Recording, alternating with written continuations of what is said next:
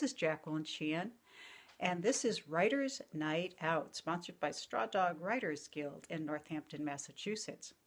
We normally meet in the basement in Northampton, but because of the pandemic, we're all at home. But we've selected 10 writers, and their work will be read by two experienced readers, Morgan Sheehan, adjunct professor at Smith College, Jacob Stewart, teacher at Springfield Conservatory of the Arts. I've been a fan of Morgan and Jake's professional reading for 10 years. A poem by Jane Schneeloch titled Accommodations. I have moved the art glass back to the table in the living room. It no longer needs to be out of the way of your dog's tail. The 2-cup coffee maker back to its spot next to the sink. The paper plates to the picnic supplies in the basement. You didn't like to wash dishes. I don't like to eat on flimsy paper. The stack of bulky Vanity Fair magazines to the recycling bin. I never read them because you said you had a thing about people reading your magazines before you did, and since I never knew when you had read them, I never did, but now they're old, and I don't care. Please remove the striped neckties from the chair, the spiny phallic cactus on the hall table, the pile of bills on the piano, the carton of Chinese noodles in the refrigerator, and, especially, the urn of your mother's cremains in the basement. I made changes. I accepted your idiosyncrasies as you tolerated some of mine. Now that you're gone, well, most of you anyhow, I'm still left with the question I've never been able to answer. How much does one give up to be in a relationship before one loses oneself? The Grocery Store in the Olden Days, a poem by Patricia Lee Lewis. She said, "That's not the price I saw on the shelf." He said, "It's what it says here in the register." She said, "I want somebody to go look." "Okay," he said. "Just where was it?" "Oh, you know," she said. And I was listening pretty hard by then, standing right behind her in line. "It's over by the Greek yogurt where the whipping cream is in those push-button cans, next to the pudding in the little boxes and, oh yes, the tapioca." "I'll go get it," I said. "I think I can just about find it." "That's against the rules," he said. "It's okay," I said. "I do things like that all the time. I'll just leave my basket here, okay?" She said, "Thank you very much." I said, "No problem. It's important to pay the right amount." "I know it says $1.79 on the shelf sign." "Okay, I'll take a look." "How will I know you're telling the truth?" he said. "You won't," I said. "You will just have to believe me." "It'll be worth it to me," she said, "just to know." "My line is backing up," he said. "Okay, would you just hurry?" "Why isn't anybody answering the buzzer?" she said. "This place is a madhouse on Thursdays," he said. "God knows where everybody is, probably buried under mountains of macaroni in the back." "You seem pretty angry." "If this guy will just go look for a price, I'll be better. Please go on." "Sorry, it was such an interesting conversation. Sorry, I'll be right back." I almost ran to the back corner of the store where the Greek yogurt always is, but of course, it wasn't there. "Where is the Greek yogurt?" I asked a woman in a blue dress. She had many things in her cart. She would know. "How would I know?" she said. "It's over there," another woman said. She had on blue jeans and a sweater. Probably eats Greek yogurt on a regular basis. "Thank you," I said. "No problem," she said. I found the shelf. I found the price. I almost ran back to the checkout counter. "She's right," I said. "It really is $1.79. How much does that save her?" 15 cents, he said. 15 lousy cents for all that.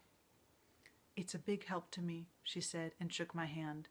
"My, you are shaking," she said. "You aren't used to running, I guess." "I have not had this much excitement since my father left home when I was 14, I said. "Oh my," she said. maybe we will meet at the grocery store again. How about next Thursday? I said. Okay, she said. A novel excerpt by Shirley Nomakeo. In this scene, Ernestine Lambert has been sent back in time and finds herself in the body of Papa de Baya, the future wife of Viking Rollo the Walker, who's been kidnapped and taken to a village in Norway. Chapter 6, Day 6. After a peaceful morning, which consisted of a delicious serving of warm rolls and butter, some kind of raw fish that remained untouched, and mead, which gave her a blurred mind to reflect on her circumstance, she missed her cell phone. And if she was to look at this rationally, she had no way to document this incredible journey. Therefore, if her parents were ever to prosecute the Jarl for her abduction, she had nothing that would hold up in a court of law. She shook her head at the absurdity of that conclusion. Who would ever believe my story anyway? At midday, she was alerted to the possibility of more visitors. Women's voices permeated the air outside the hut, and a tray of fish stew and bread was brought in and placed on the table. Herring? One of the women was new to Ernestine. She was older, and seemed to be curious about her.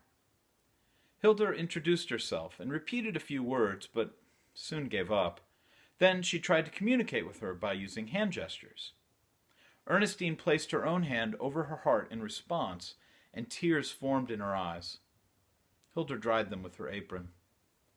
The woman smiled and gestured to the seat at the table.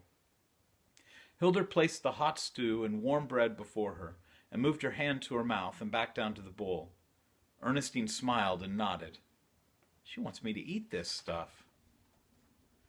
She hoped some of the items floating in the stew weren't of the same origin that still sat on the plate from breakfast. She's not Papa's mother, but she's someone's mother. In order to assist her, she had pushed the cloak over her shoulders, and Ernestine admired the oval brooch that held it in place. Her ochre gown was mostly covered by the apron, but it was of a high-quality material. She must be a woman of some importance. Then the Jarl returned. Entering the hut unannounced, as was becoming his pattern, Ernestine stiffened, but when the Jarl squeezed the woman with the kind eyes, she breathed out her escalating anxiety. Hilda must be his wife. He wasn't a lecherous old man after all, because they acted natural together, much like her own mom and dad. Oh, everyone should have a mom and dad such as mine. What was all the inspection and special attention about then? Then a different, potentially dangerous and depressing thought seeped into her consciousness. She was being prepared for someone else. Is that what this is all about? They have some horrible misfit of a son who can't get his own woman. So, Papa, was she brought here as a token from another raid? All the way from France? Eventually they did sack Paris. Is that how Papa came to be here? And what is my part in this? Is this punishment for dabbling in the occult? Did her job, assisting a professor looking for the answers to the universe, get her into this mess? Is that why she's here? This body doesn't belong to her, yet somehow she was intrinsically connected and felt responsible for what happened to this unknown woman's body while in her possession.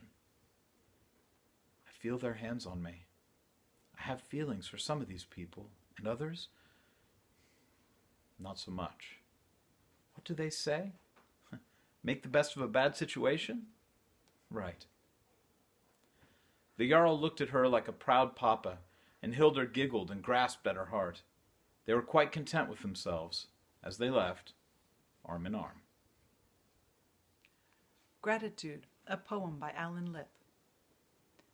Thank you for family and friends who support us. Thank you for teachers and all that they taught us. Thank you for children who make my heart flutter. Thank you for scary, which makes my back shudder.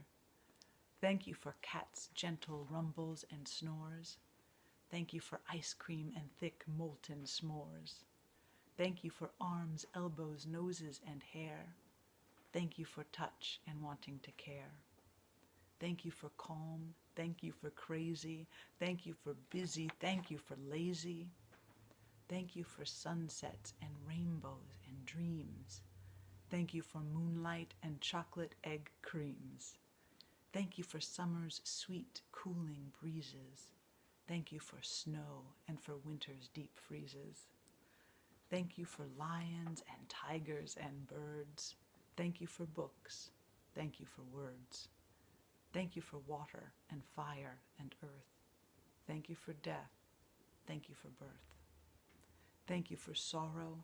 Thank you for joy. Thank you, oh, thank you. Thank you for joy. Thank you for puddles and cuddles and caring. Thank you for giving. Thank you for sharing. Thank you for music and dancing and song. Thank you that we may make right what is wrong. Thank you for night and the stars that astound us. Thank you for seeing the beauty surrounds us. Thank you for rain and the wind in my face. Thank you for wonder. Thank you for grace. Thank you for pain and the kindness to bear it. Thank you for love and the wisdom to share it. A poem by Dennis Martin Piana titled Borders. No matter what their name says, flying squirrels cannot fly. Wingless and web-legged they run, leap, and glide from trees to roof, poles to wire. They'll even walk the taut line of our Golden Lab's run to tease her, but never go any nearer the river than where the run ends. Flying squirrels cannot swim, skate, ski, and do not migrate or hibernate. When the trees drop their leaves, they ruminate in our eaves and wait for our quiet like ghosts. They cannot sleep when they scurry, scratch claw, roll their nuts like balls along the beams between the walls, and whenever they stop, I hear them chewing on who knows what. Do you think they're storing food or shooting pool? My wife asks with a laugh. She stops laughing when I say, they'll destroy our house. It's us or them. No guns, Joe. I don't want any guns in our house. I don't need a gun, Gladys. I gotta have a heart trap your mother gave us. Good. And the river. No, Joe, you can't take them across. You know the law. I do. And I also know the nature of the beast. Each one I catch, I'll grab by the tail and fling them across. God, Joe, you sound like Trump. You voted for him, didn't you? This is our house. Man Singing by Beth Filson. Staff want to medicate him for singing, but do not have a court order, so now must listen to him singing. His voice echoes up the concrete wall from the courtyard below, slips into the day room where the meeting is being held, where they're discussing patient treatment plans. It's almost spring, an extraordinary kind of day, a day when it is still possible to work here and not know the word irrevocable, certainly not irrevocable loss. Someone gets up from the table, shuts the window. He still sings. You bow your head to blue-lined paper, doodle a bit to hide your smile. You are rooting for him. He's been going at it for 10 days straight. The night nurses say, no, he hasn't slept at all. But you know, this just means that when he sleeps, staff takes up his song. No matter how the psychiatrist presents it to the judge, manic vocalizations with delusional overtones punctuated with schizoloupic transgressions of the superior kind, or some such garbage, for it is all garbage. The judge will not relent. Yesterday on the unit, where the third hearing was taking place to secure a court order to let the hospital administer drugs against the will of the singing man, the judge said, "Can you get the other patients to sing along?" This is not a novel idea as far as you're concerned, but you are not a doctor, not one of the nurses running the unit. You got your social work degree by scraping by in college because you were balancing the firstborn and the man you'd partnered with, not really knowing who either was. Or you knew just enough to understand that the universe is actually only as big as what one tends. Yours is a small patch of dirt as like the next person's, and boundaried on all four sides with the love you have. Someone across the conference table groans, says, "Can we at least get a nurse to bring him in?" "Why?" You catch yourself by surprise. A bit of heat rises from your neck to your cheeks. You're looked at in a new light. You raise your chin just a bit. This is like saying that the universe is much larger than previously imagined. A poem by Elizabeth A. Richter, titled, At Last We Meet. The ocean shakes and roars before me, breaking the bounds of the shore. Like a mighty elephant, it rears up on its hind legs and trumpets majestically, and I reach out with all I am to embrace it. At last we meet. What happiness! My ocean, sings my soul. My ocean, my ocean, my ocean. Now We Are Four, an essay by Celia Jeffries. I can still see Sally and me standing in our bridesmaid outfits at her sister's wedding. She looked enough like me for people to have confused us when coming through the receiving line.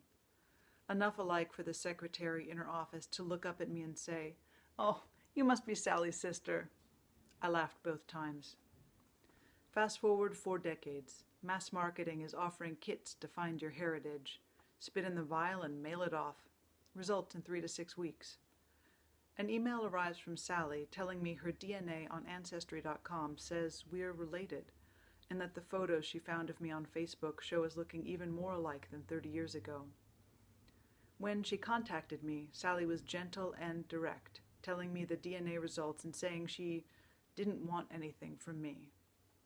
When I told her I was registered with 23andMe, she sent off her own precious bit, and 2 weeks later we both received emails on our father's birthday. You share 25.6% of your DNA. We predict she is your half-sister. How do you take in a new sister? One who was born 2 weeks before your other sister. One you already knew quite well because she lived on the same street the whole time you were growing up. One who went to church with you. When we met after the revelation, I sat on the deck watching her talk. With a hat on her head, large sunglasses over her eyes, all I could see were her lips, cheeks, and neck. It was just like watching my father talk. In many ways, she looks more like him than anyone else in our family. This is what you do when you find out you have a new sister. You look for the familiarities. You look for the connection. You project your own needs and wants onto this new relative, and you begin to rake over the past. I like Sally. She's funny and fun, and we get each other. When people see our photos, they say, "Who needs DNA?" I can describe the inside of their house and can see her mother clearly, sitting in the kitchen after dinner with a drink in her hand, on the phone using a plastic device created to save her pink fingernails when dialing. What I can't see, have no memory of, is any time her mother and my father were together, even though they socialized and moved in the same circles for years, even though there are photos in the family album of them at parties and neighborhood gatherings, and one photo of both sets of our parents on the beach in Nantucket. That photo always intrigued me, now more than ever. What surprises me is that I feel no shame attached to finding out Sally is my half-sister. The sins of the father seem far removed at this point. I can connect the dots now. Is there a myth about sisters who were unaware they were sisters? There's that Greek fate thing, of course. You can leave town in order not to sleep with your mother, but it happens anyway. You can be dipped in a river, held by the heel and given great strength, but that undipped heel will get you. You could ignore what looks obvious, but it will reappear later. So now we are 4, 3 sisters and a brother. Last fall we got together for lunch down the road from the candy store where my father used to take all 4 of us for treats after church. When we asked a tourist to take our photo sitting on the bench outside, she held up the cell phone and then said, "Oh, you're brothers and sisters." We smiled and said, Cheese.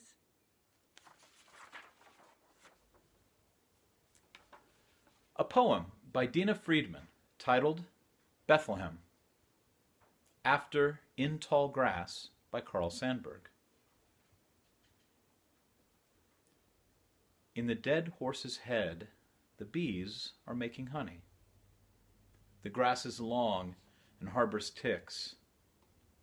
In Bethlehem, women stashed their babies in caves away from crazy King Herod, who tried to kill their children for fear they might be gods. There's been a recent reveal that ticks were engineered to carry lime, an experiment in chemical weaponry. Soldiers searched for the Bethlehem babies, carrying swords. Did they kill by slicing the gut, the heart? Did they cut the head, leaving it to bees? Did bees make honey in the babies' heads? Were there flowers in the desert? What did the wise men bring? What was forgotten? The honeycomb, the short lives of drones, and babies who might have been gods, the wails of mothers whose babies were seized, the crazy king's queen killed out of jealousy, the queen bee dying when she finished making honey in the horse's head. What's left? The venomous bite of the tick. The granddaughter, Salome, her voracious appetite for heads on platters, and the mad buzz of modern despots who cage children crossing borders. The dark jar of honey. The ticks. Uzis. Schoolyard children beheaded by bullets. Are there flowers in the desert? What will the wise men bring?